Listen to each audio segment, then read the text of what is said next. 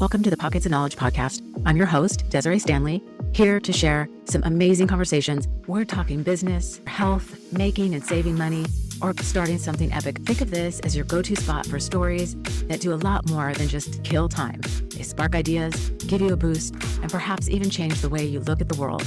I'm pulling in the experts, the thinkers, the doers, and the dreamers. We're about to dive into stories that open doors and ideas that light up your brain. Here we go. Welcome, everyone, to the Pockets of Knowledge podcast. I'm your host, Desiree Stanley, and with me today is my guest, Susan Hensley. How are you today, Susan?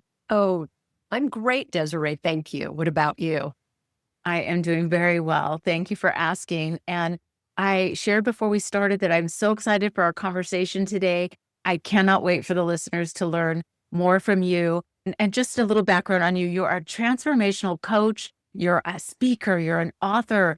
And for the YouTube viewers, you'll be able to see the book behind you. It's the Art for Your Sanity.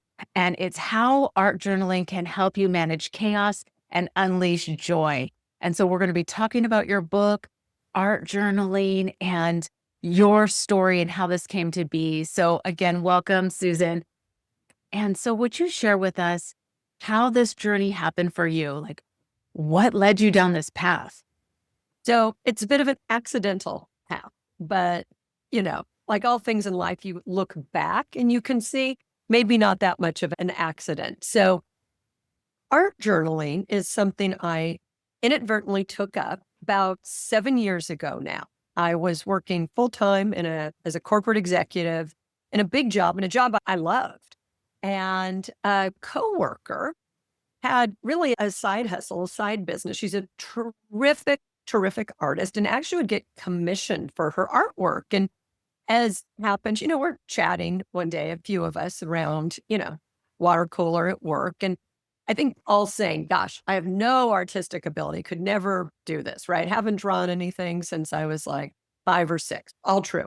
And she's like, I'll have a few of you over for some crackers and cheese and maybe some wine. We'll spend an hour or two on a Saturday and I'll introduce you to some stuff. So fast forward, a few of us go over and it was a rainy Saturday and only about 5 of us. And she was sort of explaining the color wheel and there were some paints. And I was against sort of the wall where I was at a table and listening, but I start just playing. It's like, ooh, paint, and I just have this piece of scrap paper and I'm playing, I'm having a fantastic time. Now, I don't actually make anything. She was, I think, trying to teach some proportions. I end up with turned out to be like sort of a brown blob. I didn't wait for my colors to dry and it sort of turned brown, which is what happens for any of your listeners who know about art. I didn't know that's what would happen, but I had the best time and I loved this blob I had created.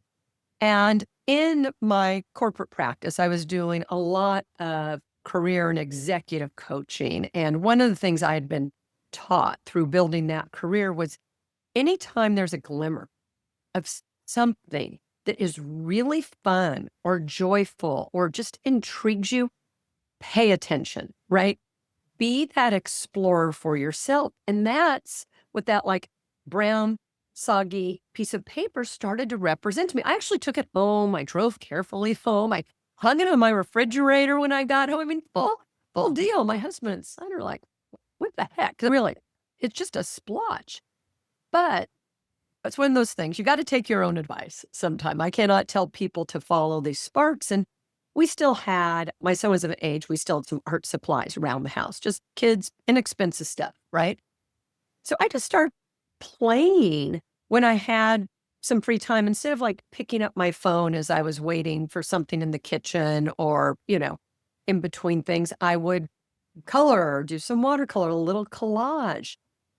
And it's like, I kept enjoying it. Now, I wasn't creating an end product at all. There was never like something I would show someone. I was just playing, kept doing that.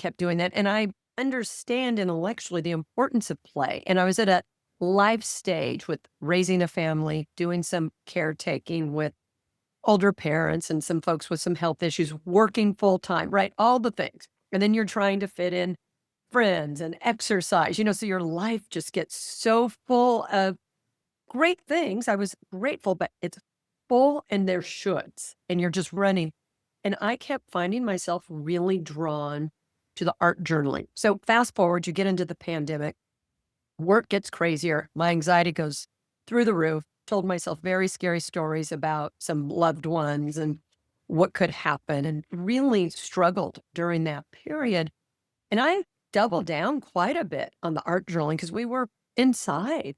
And it started to be such a safe place to process my anxiety, my fears, my anger. I don't even know where all this anger came from. I draw these little screaming faces. And once again, it truly looks like a 5-year-old's created this face and it's screaming. And it was sort of that play that then made me really curious. And after a while, right, this was just an outlet for me, like maybe written journaling or part of meditation practice. It was part of really my own self-care.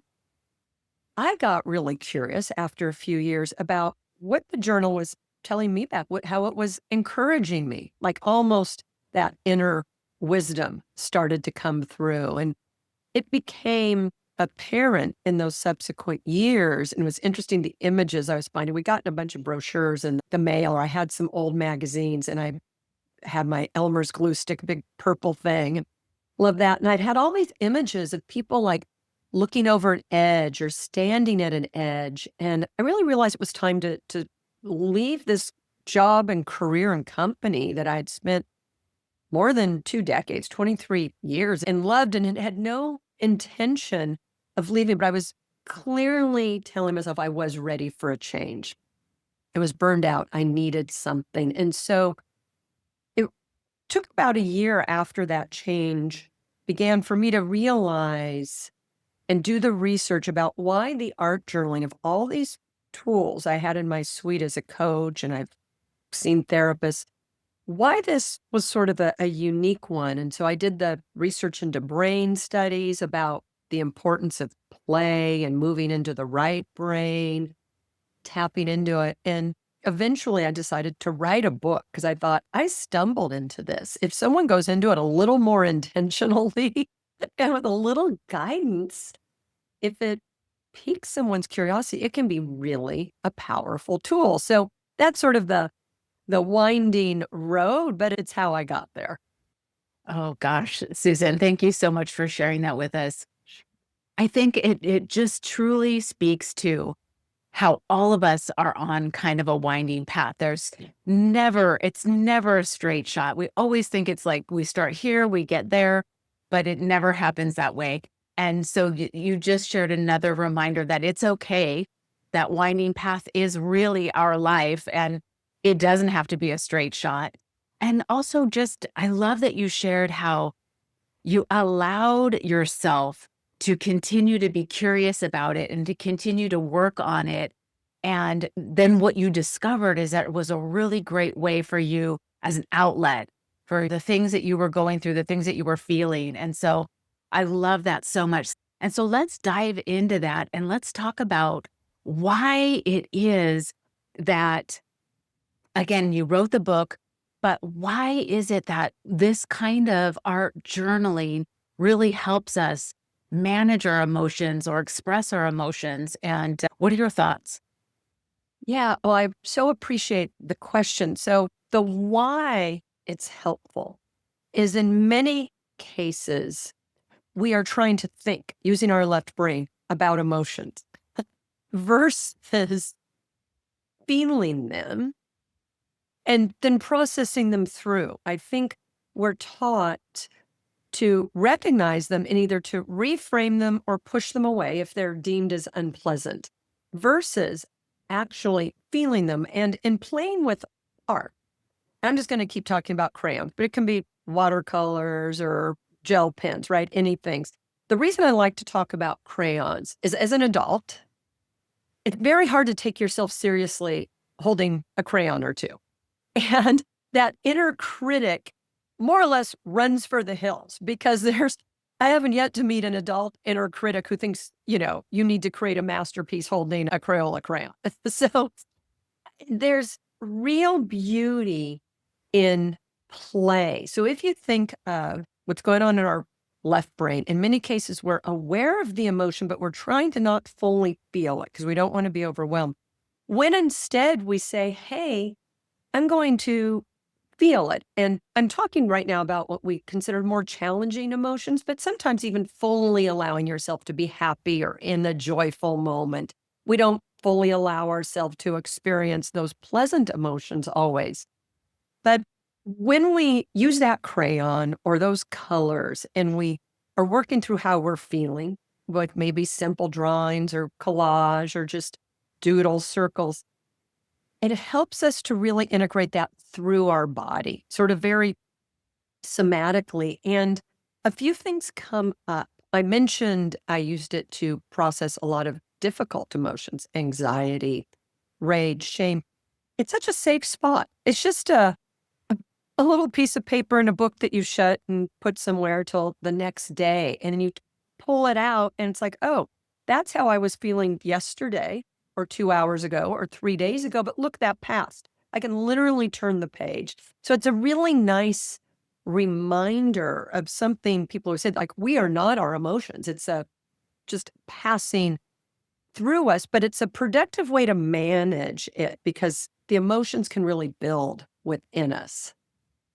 So that's wonderful, Susan. And thank you for detailing that because I think it's important for us to recognize that, yes, we need to be thinking, okay, but those emotions can be at a level that we can't think it away. Right. You can't push it down. It's just going to keep building. And so this is what's a good word? An absolute outlet, right? A way to release those things, feel them and release them. So I think that's fabulous. So is that why you were inspired to write the book? Was it because you wanted to share these concepts, this idea with, as many people as possible? What was it for you that inspired you? So it really was wanting to share it. I joked I had a first career as a journalist, and that's what my degrees were. And I always joked I was never going to write a book, and I would never write a book that was my personal journey, then interweaving a lot of the science into it. It's a short book, but it's like why this works. And what's funny is once I got out of my head that I'm not going to write a book, it became a really easy, simple way to introduce it to more people. I have a individual coaching practice, and that's very one-on-one. And it's a tool as part of my larger service, if you will, which is helping people through life transitions, because it's a really great way to memorialize things and process. And I realized that was very, very one-on-one. And although I could do a workshop, I sort of did the thing I was saying I wouldn't do was write the book because it was an easy way to expose folks to it. And because it's something you can start, it's a low barrier to entry. We were talking before this about, I have a PDF on my website people can download. And if it sparks any curiosity, you can start to play with it just the way I did. Now, my big advice, if a person is listening to this or watching it and wants to play with it, is go first with the desire to play. Like, try and remember what it was like as a kid before maybe you got any messages that you were not a fabulous artist. And like, think about what you love to doodle and do that, but really tap into first play, then curiosity, because that's what sort of kept me going. It was fun, so I repeated it. It wasn't a should. My art journaling has never been a should. And when you don't have another should in your life, it's really compelling because it's in a treat. Like, I get to play with, my glue stick or my paints and using inexpensive materials. Like, I joke that you can't take yourself real seriously holding a crayon, which is true, but also that voice about not being wasteful.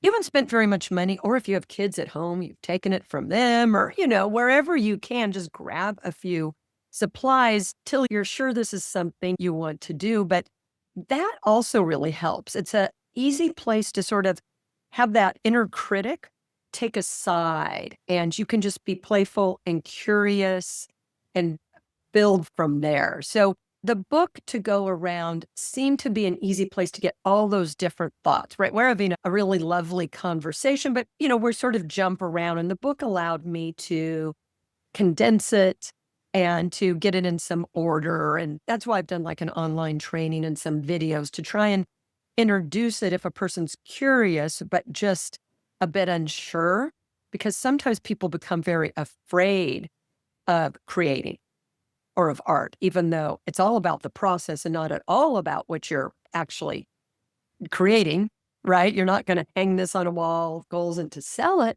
It's like your own personal journal. It still can be a little off-putting if we've gotten out of that habit of being willing to like make a mess, if you will, and explore just for the sake of it. Yeah, that's excellent. And you've made so many great points in there. Again, I want to go talk about the inner critic and this idea of perfectionism, because it's like a lot of people are afraid to start something if it's not going to be perfect, right? And this is an opportunity with the crayon, your idea of just using a crayon, because you're not going to be a Picasso with a crayon. So you don't need to worry about that. You're not going to be hanging this up in, a famous museum. It's just something for you to do that's fun, that you can just create, just going back to that childlike creation. And so I love that. And so can we talk a little bit about why we have this idea that things have to be perfect? Is that, do you feel like this is, a barrier for a lot of people? Like we don't start something because we're afraid it's not going to be perfect? Oh, it's a huge, huge barrier for so many people. And I think, like many things that become twisted at a point, it comes from well-meaning. We're taught if you're going to do something, do it the best that you can. Be the best, right? You think of like the popular slogan, be the best you can be. We celebrate, and rightly so, people who are at the top of their game, who are very top. And you can look at those people and think, I will never be that. And then you don't even try. And that's very common. And it's a combination, it's a really lethal combination of perfectionism and comparison, right? And talk about things that kill joy, kill creativity, keep us playing so small that many cases, if you hold out, am I going to be whoever, the next Steve Jobs and create Apple, or Jeff Bezos or Oprah Winfrey, right? Whoever it is, Taylor Swift.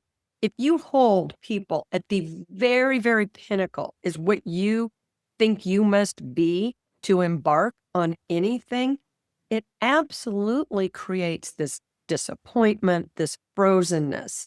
So I talk sometimes on to help break some of that perfectionism, find something, and the coloring can be it, to do badly for just 10 minutes a day, because we talk a lot about needing to be more innovative in this period and time that the world is in, being more creative. I think many cases we can see as humans that this is a time where we should be more creative and more innovative. And the way we've been doing things are maybe are not working as well.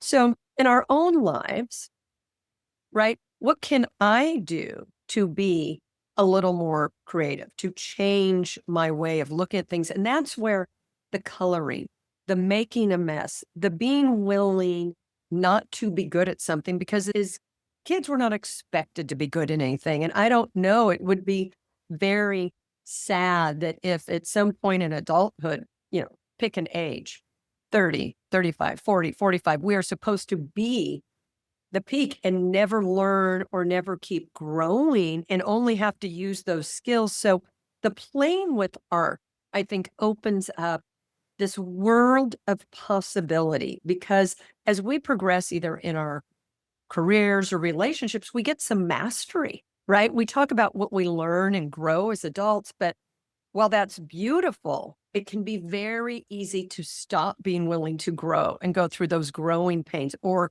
if you think of a tree, to take a branch or an offshoot. And that's where I think that perfectionism and that comparison just can be so stifling and keep people from living as authentically as they may yearn for. And starting with some play is a really safe place to start. Mm. Yeah. Wonderful. Oh, good stuff, Susan. Absolutely good stuff. And, it made me think about there's a quote, it's one of my favorites: be brave enough to be bad at something new. And it's this idea of just try, and don't look at these people. Yes, they're the pinnacle, right? You, Taylor Swift, Oprah, all these people. And that's, they're like light years because they've been doing it for a light year already.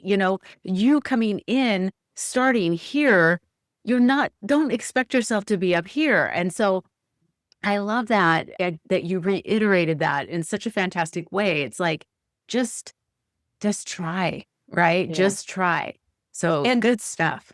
yeah. And, it's so important. I love that you were saying that in the just try, I think set an expectation of play or curiosity, not mastery, but an expectation almost of failure or doing it badly and I like play more than those other words because play takes any real judgment out of it. It's just, I'm just doing this for the experience. It does not have to lead to thousands of hours of mastery. Could it? Absolutely. But it does not have to, and it doesn't need to start there. It could just be the experience and the process. And I think we don't ever know what we could be if we don't allow ourselves to sit in that place of play or curiosity for a pretty long time, right? So, yeah, I loved your quote that you shared. That's a great quote. Yeah. It is one of my favorites for sure because, so many times we stop ourselves from doing anything that we want to because we think we have to be at that perfect level. We have to be expert at it before we even allow ourselves to try it. And so the idea of being brave, knowing that going into it, it's probably going to be awful. And that's okay because Yeah. you're going to get better if you Mm. keep at it. And so, the idea of just let it be fun, just let it be play, just it doesn't have to be, the mastery level. It can just be for fun and give it a go and see what happens. So, yeah, good stuff. Well, can we talk about something that you discuss in your book? And it's this concept of working with duality using color. And so I want to know what that means. And so if you would share with us, what does it Sure. mean? Yeah. So, what I found, or how I explain it, is that many situations or emotions aren't just one thing. So, popular phrases, something was bittersweet, right? You are at a graduation, a wedding, whatever it is. And many times, particularly if it's you or someone you're close to, the phrase bittersweet can be used. And it's because it's both a terrific passage and you're aware that it is a passage, whether it's you or the loved one, things are going to be different. And that's where I start with so many of our emotions when we are working in the art journal and we're coming to it are just one thing. Sometimes we think I'm really angry. This coworker's driven me crazy, my spouse, whoever, and maybe, you're drawing little stick figures or whatever, and you're using it as a little venting session. What can happen in the course of that is other emotions might start to crop up. One that goes so hand in hand with anger in many cases is fear. Many times you will go there first to anger and you realize, no, it could be fear of rejection or abandonment or whatever it is. And playing sometimes with color, we see it all the time in nature. It's the contrast is really what makes each stand out. And I think that can be helpful so many times when someone says, how are you? In a way that's more than just, hi, how are you? But, deeper with a friend, there's like one word and then another, I'm fine or really busy or, a little stressed. And it's like nothing's really getting at all of the layers that we may be feeling. But playing with art or color can really get at how complex that may be that we are feeling. So it's a little bit that both things are true, right? We can be feeling very excited and very optimistic and very nervous, right? Both things can be true in a new beginning. You're starting a new job and you want to just say, I'm totally excited, this will be great. And yet there's a part of you that may also be very concerned about how it's going to go. What if I don't like it? I've just made all these changes. And it's okay to feel both excited and nervous at the same time. Yeah. Okay, thank you for that. That's excellent. And you're so right. So right. I think there's the layers, the complexity of emotions that we feel if there's something that's exciting or if there's something that's a little bit scary. It's like you can feel both those things at the Yeah. same time. You can be angry and you can be sad at the same time. And, and that's okay because we are complex beings, right? We feel things very deeply and can feel things very deeply in a lot of ways. And so to understand that's okay and using color and art to help yourself recognize that and process it, I think it's fantastic. So thank you for explaining that because I was kind of Sure. curious what that meant. So let's talk about how we can use journaling for self-discovery. Yeah. So where I find art journaling, or one of the many ways you can start to get into that self-discovery, is during a period of some transition. It can be a job transition, a relationship transition, a move, a physical move. There are lots of different transitions. And to be working in your journal, just drawing without any real intention each day, you can start to see some symbols. I shared the story earlier about I started to collage all of these images of people near cliffs at a different time when I wasn't sure where I was going. Images of windy road, of fog, of paths that led, but you couldn't tell where that path was going somewhere, right? And as you flip through those pages, you start to see what's coming back, which is, yeah, you're in a period of discovery and it's okay. This isn't a period forever. I have a funny story about self-discovery. I had written the book, but the book had not yet come out. And I really hadn't told very many people I wrote the book. I shared that I had that little bit of resistance for a while and busy art journaling. And I'll pick up magazines if I find them. Occasionally I'll buy a couple and I try and get a variety because you don't know what images, because the collaging's sort of fun. You can also use greeting cards people have given you. I mean, after the holidays, you could have saved holiday cards. There's lots of different ways if you like collaging. And I had all of these images. I don't know if it was a single ad for a paint company of doors. And I love these doors. They're painted and I'm busy cutting them out and pasting them and having a great time with my doors. I'm not thinking too much about it. And all of a sudden one day I'm flipping through and I've got like 3 or 4 pages of these doors. And it dawns on me, it's very funny how we talk to ourselves. It's like, yes, I am on this precipice of walking through and publishing this book. And yet I'm not telling people that I've even written a book.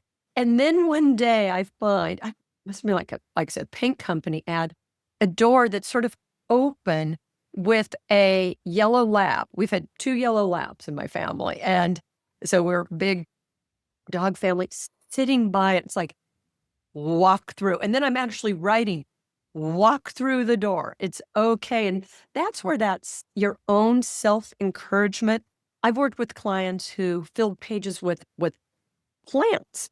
They just started to cut out plants. Sometimes they would draw them. And we started to talk about, what does this mean? It's like, I'm in this period of growth. I need to grow. I don't fit in, if you will, the pot that I'm in. I need to be like replanted or expanded. But it's interesting because initially it's just the image of plants that were appealing. And it's easy thing. A lot of people can draw a plant. So it was sort of think of what an artistic child self can draw.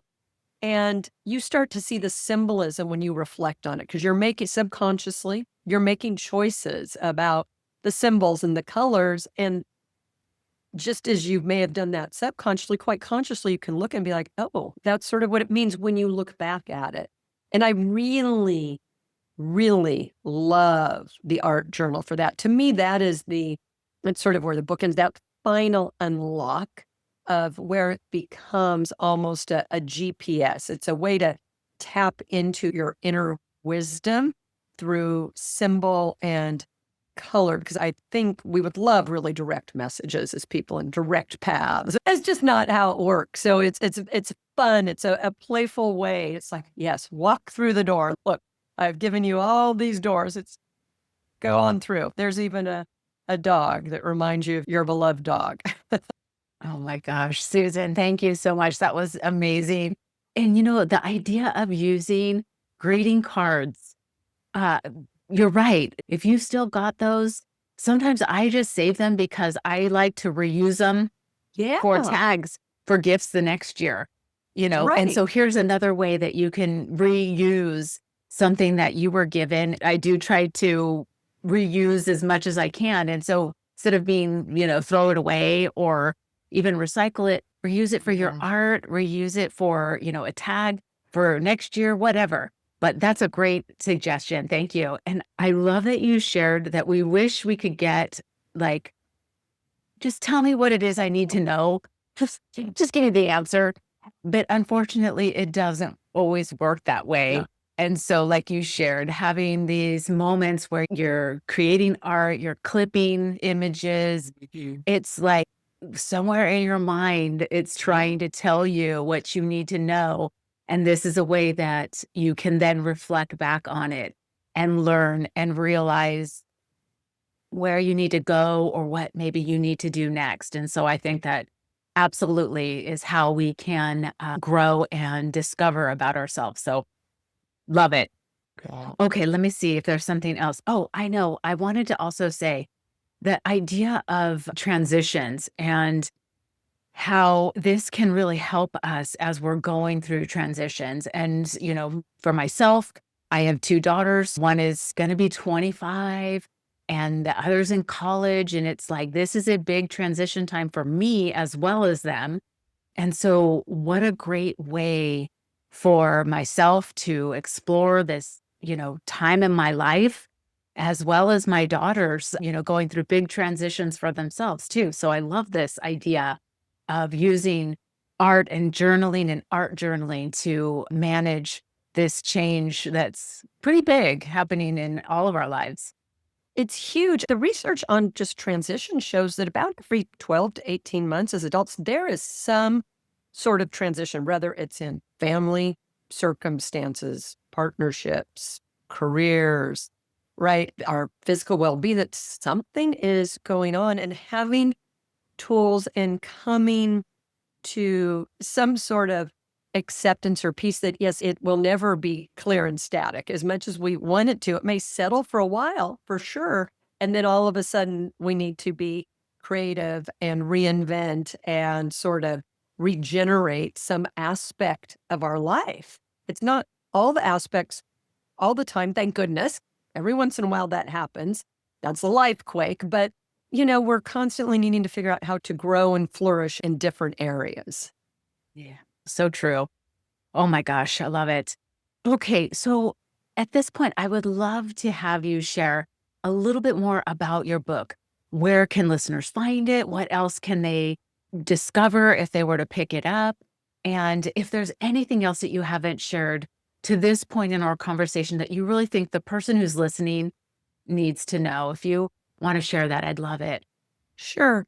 Well, very simple. You can buy the book anywhere you buy books. My website, which I'm sure you'll put in the notes, has the PDF I've talked about. You can just download. It's free. It also has a link to the online course if you want some guidance and work on sort of values and how that shows up in art journaling, and another video to get you started. And that's where you could contact me if you have any questions. Always happy to hear from people. And when I think about really what I would love to leave your listeners with, I want to go back to the concept of play. I really feel like play is that bridge to self-discovery, right? I said at the beginning, it's that if we start with that play, we start to cross that bridge, and then we're just curious about where it's going to lead. I think it can take us pretty magical places, and places that if we stay in the way we're currently thinking, we're just turning over the same things over and over again in our mind, and many times talking us out of doing it. Goes back to your quote and the need to try and be brave, but entering through play can make us all a bit braver, I think. And play and curiosity are really good paths toward self-discovery. Yeah. Great point for sure. So thank you for reiterating that for us. Good stuff. Well, Susan, would you share with the listeners what your website is and if you're on social media, where people can find you, follow along the work that you're doing, and, again, if they have questions, how they can reach out to you? Sure. So my website's just Susan-Hensley, and Hensley's HENSLEY.com. Should pop up. That's easiest, and you can just use the contact me. I'm also on Instagram as Susan Hensley Art Journal, and then in LinkedIn under Susan Hensley. But no, I love to hear from people and chat, and yeah, would love to hear if anyone gives it a try, what they think of it. Excellent. Thank you for sharing that. And of course, I will detail the information in the show notes so the listeners can easily find it. But I'd love to have you, shout that out so that if people don't have time to stop and look at the notes, they can at least hear it. So thank you for that. And again, Susan, thank you so much for joining us today. This has been such a wonderful conversation. I am loving your book, and I am so excited for the listeners to check it out as well. I think you're so right. If we can just play, get back to play, we know how important it is. We just need to take the time to do it, right? Just have some fun again. So thank you for sharing that with us today, Susan. Oh, thank you. It's been a terrific conversation. I really appreciate you having me on your podcast. Excellent. We'll talk more soon. Thank you, dear listeners, for tuning in to another insightful episode of the Pockets of Knowledge podcast. We appreciate your time and curiosity as we explore fascinating topics together. If you enjoyed today's discussion, be sure to join us next week for another amazing episode. Remember, your journey of learning and growth is a continuous adventure, and we're thrilled to be part of it. Don't forget to subscribe so you never miss an episode. Until next week, stay curious and keep exploring those pockets of knowledge.